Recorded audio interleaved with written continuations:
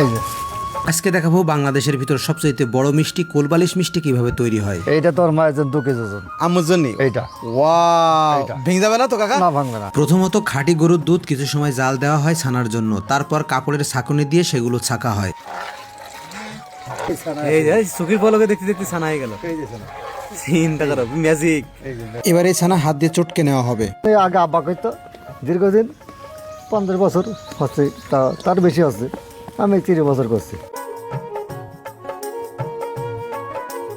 ছানাগুলো মিহি করার পর এবার নিয়ে যাওয়া হচ্ছে দাঁড়িপাল্লার কাছে। এই ছানাগুলো ওজন দেওয়া হবে নির্দিষ্ট সাইজের মিষ্টি বানানোর জন্য, যেন ওজন কম বেশি না হয়।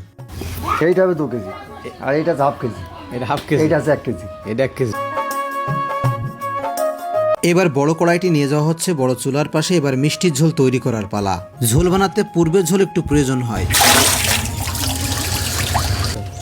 এই দুধটা দেওয়া লাগবে, নইলে এই রস ফসাবে না। এগুলো কি দিচ্ছেন? চিনি? চিনি, এটা চিনি। আচ্ছা, এগুলো কি তুলে তুলে ফেলাচ্ছেন উপর থেকে? এটা আছে যে এই চিনি তো মিলে সাফ করে না, এই যে এটা একটা কাঁচা দুধ মারলে পারে এই ময়লাটা চিনি মধ্যে উঠে আসে। এই যে সেনাকে আমার কাজ আমি চলে যাচ্ছি। এইটা আছে 1 কেজি। এইটা এবার 1 কেজি ওজনের মিষ্টি তৈরি হচ্ছে। 1 কেজি ওজন। দর্শক দেখতে পাচ্ছেন 1 কেজি ওজনের কিন্তু মিষ্টি তৈরি হচ্ছে। কত লোক চেষ্টা করছে, কেউ পাচ্ছে না তো, হবে না।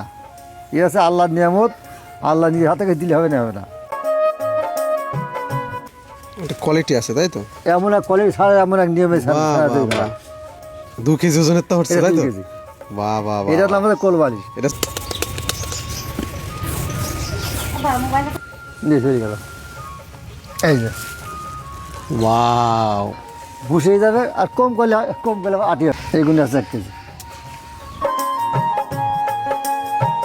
পিঠে একটু উল্টে দিলাম, মিষ্টির আবার পিঠ উল্টে দিতে হয় নাকি? উল্টা নিলে হবে না। এই যে মেলা কেনাকে ছাড়াই, মেলা বাহ কেনাকে বাহ বাহ বাহ বাহ। আপনারা দেখতে পাচ্ছেন সারা বাংলাদেশের ভিতরে ভাইরাল সবচাইতে বড় মিষ্টি বালিশ মিষ্টি, যেটা সবচাইতে সুস্বাদু মিষ্টি বাংলাদেশের ভিতরে নাম করা, সেই মিষ্টি কিন্তু এই কড়ার ভিতরে এই আছে। মিষ্টি। এই কোলবালিশগুলো মিনিমাম 40 থেকে 45 মিনিট জাল দেওয়া হবে। আস্তে আস্তে কালারও আসা শুরু হচ্ছে। হ্যাঁ, ভালোই চিনি লাগে তো।